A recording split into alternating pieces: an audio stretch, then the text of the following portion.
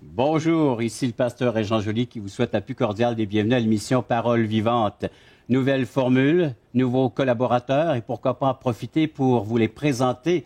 Aujourd'hui, ils vont répondre à la question « Comment trouver un sens à la vie face à la mort ?» J'ai le plaisir de vous présenter le pasteur Jeff Lorrain. Bienvenue à l'émission. Merci. Et le pasteur Alain Gallimard. Bienvenue à l'émission Parole vivante.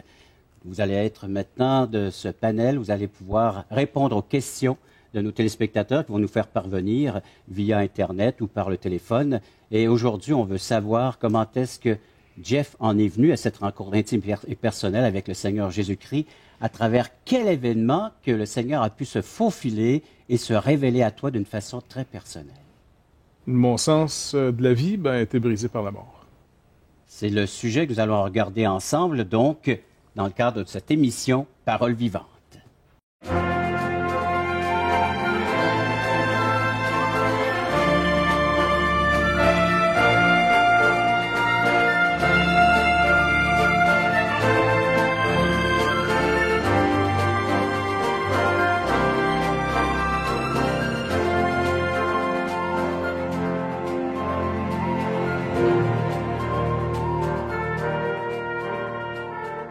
Nous essayons de regarder ensemble tous ces obstacles qui peuvent empêcher Dieu de se manifester, de se révéler dans une vie ou de trouver un sens à la vie avec la présence de Dieu. On a tout d'abord regardé ma propre vie. Moi, c'est par les douleurs, les souffrances. Comment est-ce qu'un Dieu peut tolérer tout cela dans une vie? Comment est-ce qu'une vie peut vivre de la sorte et de savoir qu'il y a un Dieu qui veut se préoccuper, qui prend soin de nous. Et on a vu que Dieu a pu, à travers les douleurs, par la manifestation de son Fils Jésus-Christ, il m'a identifié, il est venu me chercher, m'identifier avec ses propres douleurs comme étant celui qui peut me libérer, me guérir des miennes. Toi, Roland, on a parlé de ton cas aussi. Toi, c'était la vie, le succès, la réussite, les affaires, la famille, profite de la vie, mange et bois, et puis la mort, ça ne vient pas nous déranger. Mais le Seigneur a pu se faufiler chez toi aussi. Oui, par la question qui suis-je? Qui est Jésus-Christ pour moi? Voilà. Le personnage de Jésus-Christ t'a interpellé dans ta vie qui fonctionnait très bien à la vue des hommes. Oui, tout à fait. Mais Jésus-Christ est celui qui est venu donner le sens à ta vie. Jeff, on aimerait connaître ta propre vie. On sait que le sujet d'aujourd'hui, on veut répondre à un sens à la vie face à la mort. Donc la mort, c'est la façon que Dieu est venu t'interpeller. Ouais, si pour Roland, la mort, c'était comme normal, ou la vie, hein? La mort faisait partie de la vie. Hein? C'est ça, c'est une suite logique pour toi. Bon, on vit, puis après ça, on meurt. C'est ça. Matérialiste, bon. Pour moi, je n'arrivais pas à faire un sens. Je ne peux pas l'accepter simplement comme ça, la mort. Et puis, elle a côtoyé, je pense, un peu tout le monde, hein, dans nos familles. Donc, moi, j'avais une vie à peu près normale. Il y a eu des événements qui sont arrivés chez moi qui a fait qu'on a basculé un peu. Un peu peut-être, pas tout à fait comme ton histoire, mais un petit genre de petit parcours comme ça qui fait que d'une famille très classique, va à l'église, vie de quartier normale, pas de drame majeur. Tu sais, vraiment, honnêtement, là, c'est une vie qui coule bien. Hein, tu sais, Et puis, des bons parents. Ça tourne mal à un moment donné dans la famille, entre mes parents, mon père et ma mère, mais ils restent ensemble pareil, il n'y a pas de problème, mais c'est tendu. Et au travers de tout ça, quand mon grand-père est mort, que j'aimais bien, ça a été comme un peu, pas un choc, parce que quand t'es jeune, les grands-parents, ça meurt. On dirait que c'est leur... je ne dirais pas c'est leur job, mais dans le sens, ils vont mourir. Non, un jour, ils vont mourir. C'est ça, ils s'en vont. Mais j'étais quand même triste parce que c'était vraiment un bon grand-père. Un grand-père que les enfants aiment bien. Puis, fait que là, puis longtemps, dans ma tête, il est devenu quelqu'un qui, au ciel, nous connaît. OK? Puis Dieu, il existe pour moi parce que j'ai été élevé on pourrait dire, dans une certaine foi, là. Jésus-Christ, ainsi de suite. Puis, tu sais, dans une culture québécoise, ce qui fait que tu as le contexte. Mais le grand-père prenait soin de toi. Oui, c'est ça. Si j'avais des problèmes, j'étais le Québécois classique qui, ça y est, j'ai quelqu'un de placé au ciel pour nous autres, puis il va parler. Un des maillons maintenant qui va pouvoir t'emmener un jour aussi dans cette direction-là. C'est ça. Au Père Céleste. Et puis, la vie continue. J'ai après ça des amis plus ou moins proches, mais des amis de classe qui vont mourir. Un, entre autres, qui avait évité finalement une voiture de frapper une de ses amies. Et en la poussant, c'est lui finalement qui s'est fait tuer. Là, on parle de jeunes. Là, on parle de jeunes. Là, je pense en 5e année, quelque chose du genre, 5-6e année. Fait qu'on est jeune, on est à l'élémentaire. Puis là, ça m'avait bouleversé. Et puis, je me rappelle, toute la classe, on était finalement allés au salon. Et la fameuse question, c'est « Hey, on peut mourir n'importe quand. » Là, ça avait rapproché la mort du grand-père à nous autres. Là, on peut mourir à notre âge parce que ça vient casser un peu l'impression d'être indestructible, invulnérable, puis que la vie est tellement grande que mon grand-père, ça faisait 3 siècles qu'il devait vivre. Et puis, donc, ça avait rapproché la mort un peu plus proche de moi. Et vraiment, peut-être parce que je suis paresseux, à l'école, je me demandais pourquoi il fallait que... Écoute, pourquoi il faut que je me discipline à faire mes travaux, à apprendre toutes ces choses-là, si demain matin, je peux mourir? Et puis là, je me disais, c'est plus important de savoir, bon, mais qu'est-ce qui arrive après? Mais tu te poses des questions à Pierre-Jean-Jacques et puis tu n'as pas tellement de réponses claires. Puis on dit toujours aux enfants, faites-en pas, tu vas aller au ciel, tout va bien. Mais déjà là, dans ma tête, je me disais, est-ce qu'on est sûr?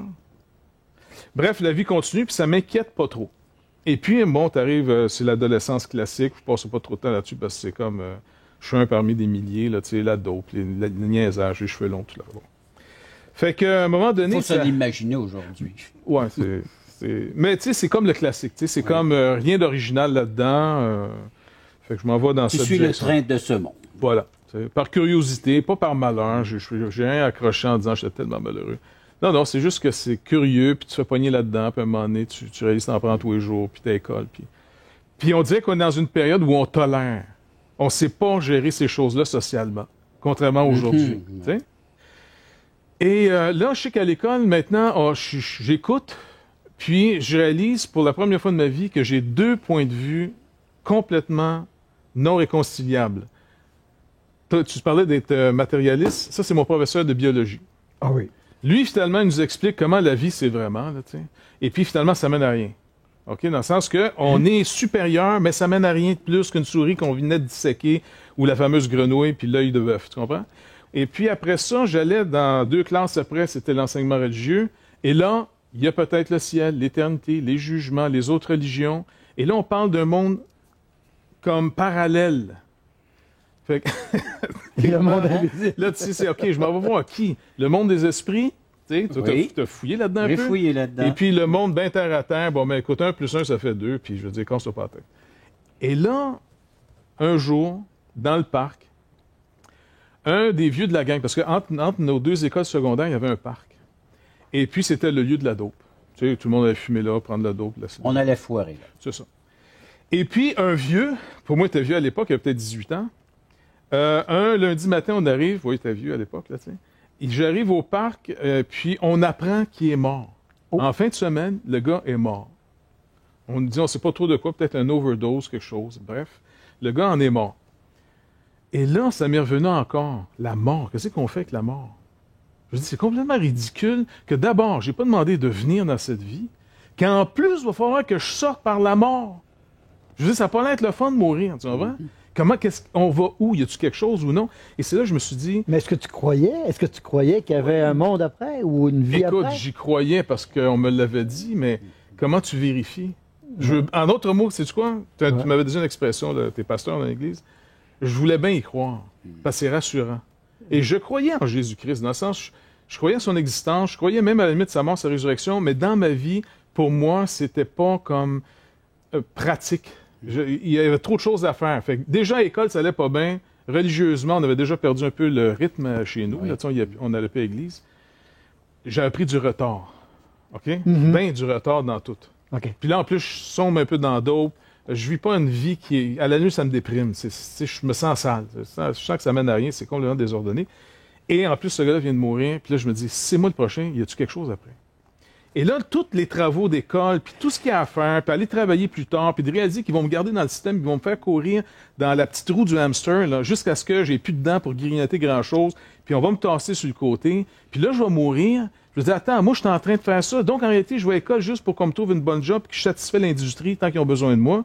Ils vont me niaiser en disant, achète des affaires, et puis après ça, ils vont mourir. Écoute, désolé, je ne veux pas.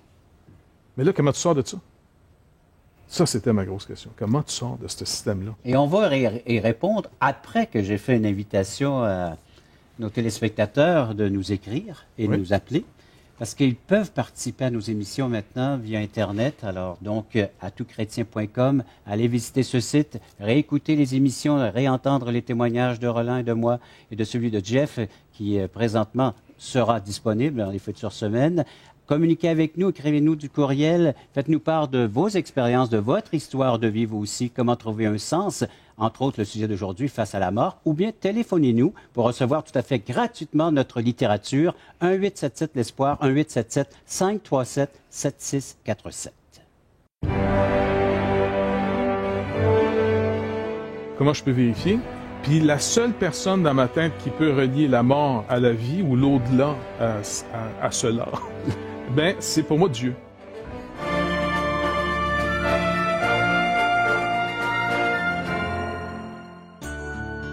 Vous êtes invité à assister à l'un de nos merveilleux déjeuners de l'espoir. Un déjeuner causerie gratuit partout au Québec. Vous pourrez y entendre le témoignage de vie transformée par l'amour de Dieu. Pour connaître et savoir où ont lieu ces déjeuners, appelez-nous maintenant en composant le 1-877-l'Espoir. 1-877-537-7647. Ces déjeuners sont offerts gratuitement. Bienvenue à tous.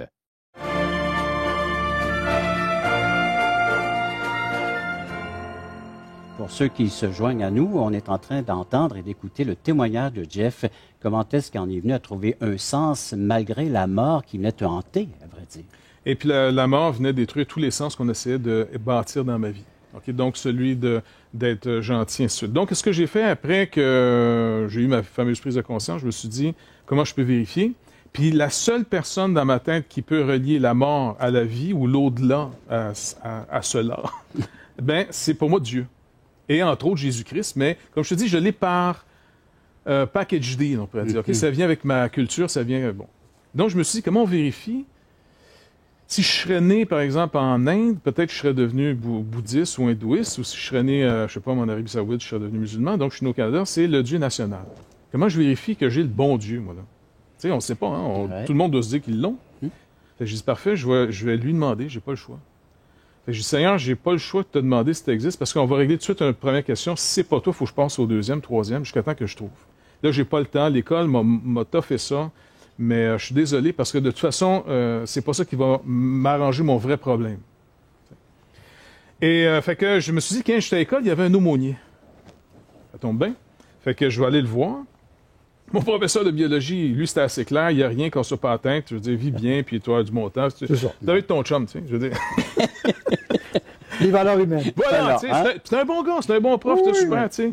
Et puis, après ça, je voyais que l'autre en enseignement religieux, c'était M. Sénécal, qui était à l'époque. Lui, il nous avait dit, faites attention, ça existe. Là, fait que j'ai dit, on va aller voir l'aumônier. C'est sa job. Il est payé pour ça. Il était un prêtre, je pense. Bref, je m'en vais le voir, puis je passe un temps avec lui, je pose des questions en disant, quand on meurt, on va où, tu sais? Ben, Dieu va nous amener dans sa présence. Oui, mais fait que là, il m'explique aussi qu'on ne peut pas nécessairement quand même rentrer direct. Non, je dis, OK, parfait. Parce que, bon, ben écoute, Jésus-Christ est venu, il a ouvert le chemin. Mais pour lui, le chemin, il fallait le marcher. OK? Moi, rappelle-toi, j'ai un moyen pack-sac de retard. Fait que je dis, OK, oui. Puis là, à un moment donné, on passe du temps ensemble, il essaie de me rassurer. Puis là, je lui dis, vous êtes... Là, c'est là que ça avait fini notre conversation. Je lui dis, écoutez, vous êtes quand même vraiment chanceux parce que vous travaillez à plein temps à être sauvé. En plus d'être payé pour ça, c'est vraiment merveilleux. Moi, je vais être obligé de faire ça en temps partiel. Il faut que j'aille à l'école, puis tout ça, c'est... Et là, il me répond... Non, c'est vrai, tu sais, je pense qu'il travaille oui, là. une bonne réflexion. Ah oui. Ça fait que là, il me dit, mais attends, je peux pas te dire que moi, je vais rentrer nécessairement. Il peut pas, vrai? Non, fait que là, j'attends. Le gars qui travaille à temps plein là-dessus, il est pas sûr. Non. Moi, là, Tu mettais les miettes, écoute, là, qui te ma restaient, carrière religieuse vient de finir drette, là.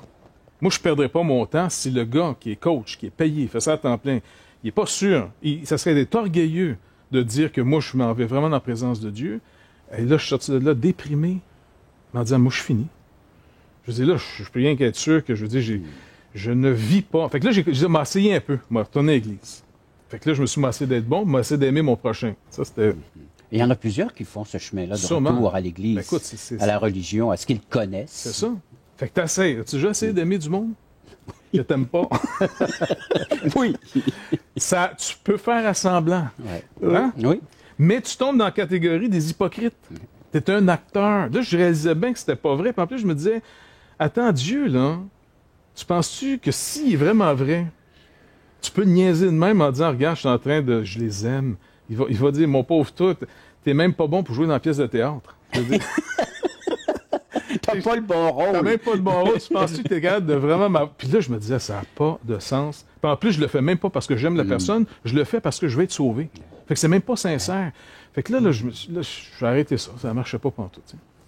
Et puis après ça, un moment donné, je suis parti en voyage, puis c'est là que le Seigneur est vraiment venu dans ma vie, mais d'une manière vraiment étrange. C'est un peu trop long d'expliquer. Oui. Mais là, c'est Jésus-Christ encore. Mais est-ce que le voyage faisait partie de tes objectifs, de chercher quelque chose? Non, oui, le voyage, c'était chercher, mais en même temps, c'était fuir. En d'autres mots, tu sais, y a-tu moyen, y a-tu une place qu'on peut sortir du système? Oui. Tu sais, puis c'est à l'époque, finalement, des années 70, fait qu'il y avait... Mais pour faire une histoire longue courte, là, je me rappelle, on a fait 2 mois sur le pouce, puis moi, je t'arrive à la fin de ta laisse, qui est ton argent, puis là, on va te riler jusqu'à la maison, tu comprends-tu? Fait que t'as une laisse. T'as une laisse qui est ton cash. Donc, j'avais épuisé ce temps-là. Fait que là, il faut que je revienne chez moi. Puis j'ai pas trouvé. Il n'y a pas de sens encore. Et puis, je suis sûr, avant de partir, on n'a plus d'argent. C'est là que je disais qu'il y a eu une expérience un peu particulière. On avait été hébergé par l'Armée du Salut. On n'a plus d'argent. T'sais. Et puis, finalement, j'avais passé la journée dans une bibliothèque. Il pleuvait. Il y avait une Bible sur la table. Fait que quelqu'un m'a la lire. J'ai lu l'Évangile de Jean. Parce qu'on m'avait dit à l'école que c'était l'Évangile d'amour. T'sais. Fait que j'ai tout lu l'Évangile de Jean. J'ai rien compris. Même pas le fameux Jean 3,16, rien. Ouais. Le seul passage qui m'a arrêté, c'est dans Jean 14, qui dit « Tout ce que vous demanderez en mon nom, je le ferai, afin que le Père soit glorifié dans le Fils. » J'avais l'impression d'avoir trouvé la formule magique. Tu sais, De demander. Oui. Hey, c'est comme si, dans ma tête, là, ils ont oublié de l'enlever, ce verset-là, pour qu'on trouve. Il était trop facile, Oui, celui-là. puis là, j'ai dit, je l'ai, savoir si Dieu existe ou non. Il dit, tout ce que vous demandez, je le ferai. Fait que je dis, Seigneur, je dis, regarde, j'ai besoin de savoir si tu existes. Et si tu existes, en passant, si tu veux savoir quelque chose de moi, je dis, c'est pas obligé. Même s'il existe, il veut peut-être rien savoir. Tu vois? Je suis pas dans... Bref, je suis pas un saint, là, tu sais. Et puis, je dis, écoute, comment on peut faire un lieu de rencontre? Une vision, que j'ai une couple d'années de dope en arrière de moi, c'est pas bonne affaire, tu sais, on oublie ça. J'ai besoin de quelque chose de concret. Je dis, si t'es le créateur, tu me fais, je suis obligé de manger. Donc, je pars demain, je le dis pas à mon ami, c'était Jean qui était avec moi, on faisait du pouce ensemble. Et je dis, je vais partir tout seul, et puis je vais voir ce qui va arriver. Je vais dire, Dieu, voici le lieu de rencontre. Au nom de Jésus, toi-même, tu vas me nourrir. Parce que si tu ne peux pas t'occuper de moi maintenant, physiquement, concrètement ici, pourquoi je dois te faire confiance dans ce que je ne peux pas tester encore? Tu sais, on va me parler que tu pardonnes, tu donnes la vie éternelle, mais comment je vais le savoir? Quand je vais mourir, c'est à coup, je ne l'ai pas. Ah! Non. Fini! Puis là, Fait que par le pain quotidien. c'est ça. J'ai dit, nourris-moi. Puis je vais m'arranger à ce que les gens ne trouvent pas que je fasse pitié, là. Je vais être une personne normale. Puis maintenant, si je l'arrange, je vais dire oui. Parce que je savais qu'avec lui, en plus, il ne fallait pas mentir. Fait que ça rendait ça difficile. Donc, de dire que j'ai de l'argent, c'est relatif. J'avais 2 piastres et 25 dans les poches. Et j'ai dit, avec 2 piastres et 25, il faut que je revienne chez nous, j'ai mangé, tout est pourvu, il me reste 2 piastres et 25 dans les poches en arrivant chez nous. Ah, sans aucune dépense de ta part. Non, c'était l'entente.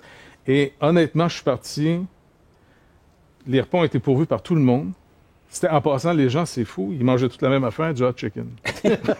C'est vrai, non, vraiment.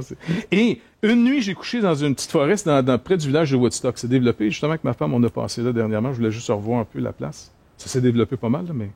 Je me suis caché dans la forêt pour dormir là, et le lendemain matin, à côté de moi, à peu près à, on va dire, à un jet de pierre à peine, là, il y avait un pain.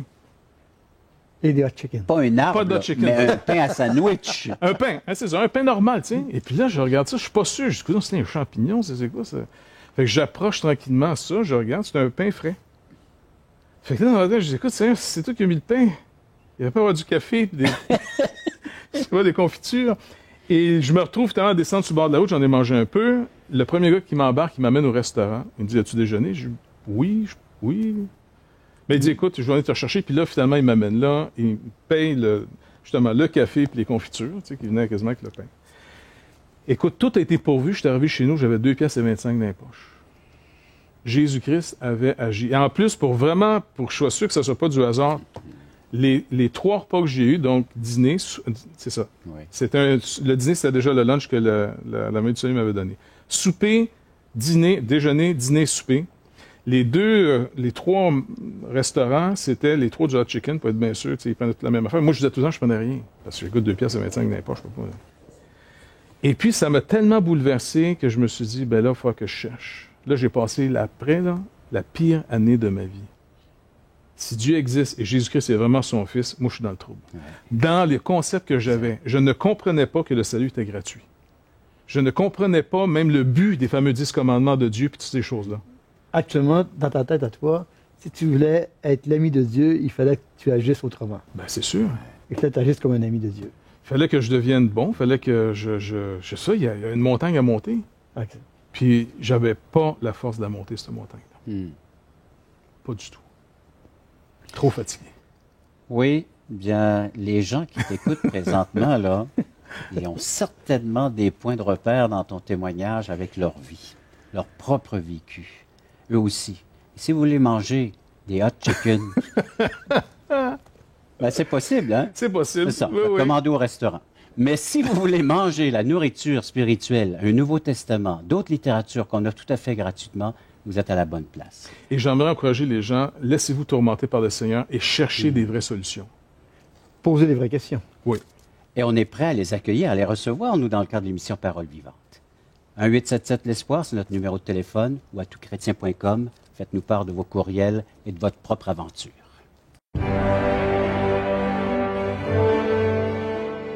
Ils me disent « Oh wow, t'es chrétien? » Dans ma tête...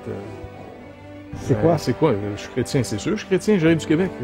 Pensez-vous que j'arrive d'Afrique, moi, là? Ou... Non. Comme ça, t'es né de nouveau. Ça, j'ai jamais entendu ça de ma vie. Né de nouveau.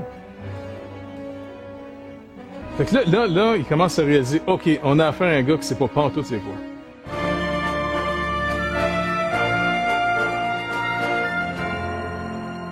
Nous vous invitons à nous contacter pour recevoir gratuitement de la littérature. Vous recevrez le Nouveau Testament, une portion des Écritures relatant la vie de Jésus, ainsi que l'Évangile de Jean qui parle de comment connaître Jésus et sa merveilleuse promesse. Un tract, Aujourd'hui l'espoir, c'est Jésus seul. Et finalement, un livre de relations d'aide sur la Bible de June Hunt, qui nous parle que la Bible est la source suprême de la révélation du sens de la vie. Alors n'hésitez pas à appeler, c'est gratuit.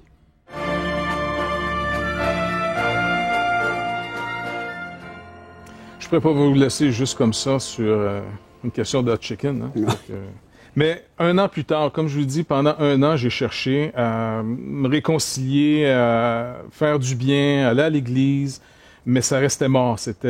Puis je voyais en plus mon hypocrisie, comme je vous disais. Jusqu'à ce que dans un autre voyage, l'année d'après, je suis parti vers l'Europe, aussi faire du pouce, et là, le Seigneur m'a attrapé.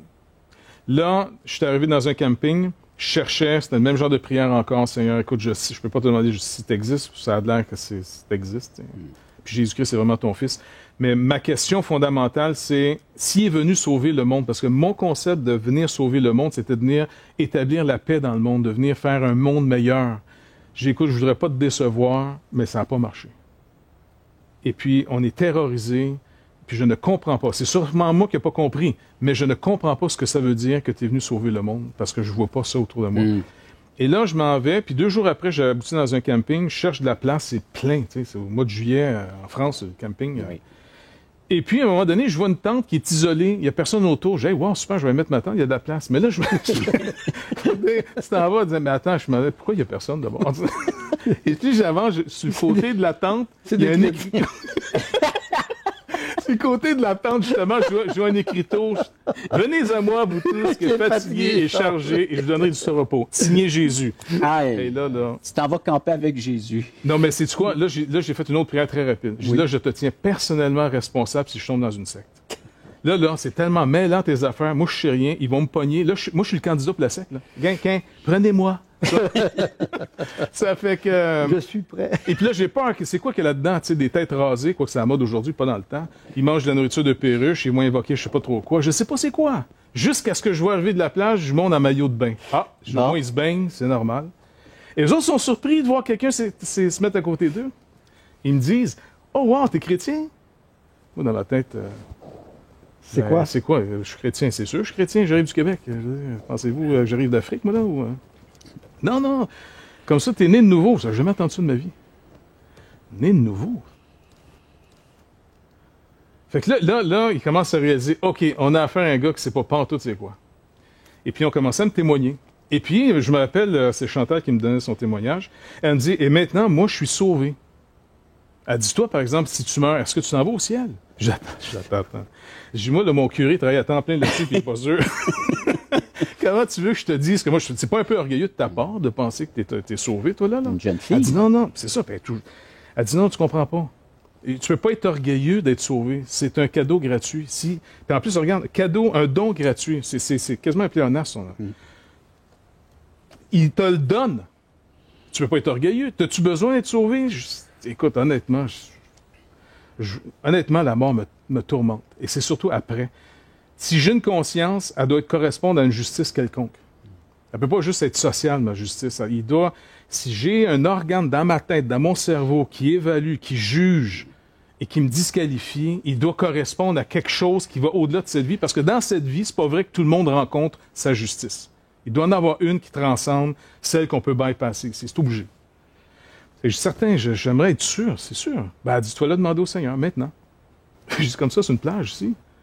Puis là, elle me dit, écoute, tu penses que du monde peut mourir ici? Ben, oui, on peut mourir n'importe où. Elle dit, donc, on peut naître de nouveau n'importe où. Fait qu'écoute, on va le demander. C'est là qu'elle me dit, veux-tu accepter le Seigneur? Je dis, oui. Elle dit, veux-tu fermer tes yeux? Je dis, non. J'ai trop peur, je sais pas ce qu'il était pour me faire. Okay. Je dis, non, on m'a fait ça les yeux ouverts, ça marche pareil? Elle dit, oui, ça marche Est-ce pareil. qu'on peut inclure les téléspectateurs? Oui. On peut S'ils les veulent, inviter? exactement, ils peuvent faire cette même demande. Seigneur, écoute, je ne sais pas où est-ce que je m'en vais. Si Jésus-Christ est vraiment venu payer pour ceux qui sont coupables, qui sont pécheurs, eh bien, viens me sauver. Je veux recevoir ce don gratuit. Je ne peux pas te l'acheter, je peux pas te le mériter. Sauve-moi, s'il vous plaît. Viens me rassurer, viens me montrer que tu me sauves, que Jésus-Christ est vraiment le chemin et délivre-moi de mon incrédulité. Puis j'ai peur. Et le Seigneur est venu, écoute, là, on pourrait prendre des heures, hein, tout le monde, Oui, comment il a développé, comment il nous a rassurés après. Il y a eu un avant et un après ça. Et puis vraiment, j'encourage nos auditeurs, s'il vous plaît, allez le voir. Fermez pas vos yeux, c'est pas fermé, là, c'est pas grave. Mais demandez-lui, il est là pour ça. Il veut nous sauver. Et à la grande question, donc, peut-on trouver un sens à la vie face à la mort, même si elle nous hante? La réponse est oui, en la personne de Jésus-Christ. Merci d'avoir été à l'écoute de cette autre émission. Veuillez correspondre avec nous, ça nous fera un plaisir de pouvoir répondre à vos questions, à recevoir vos courriels. À la prochaine.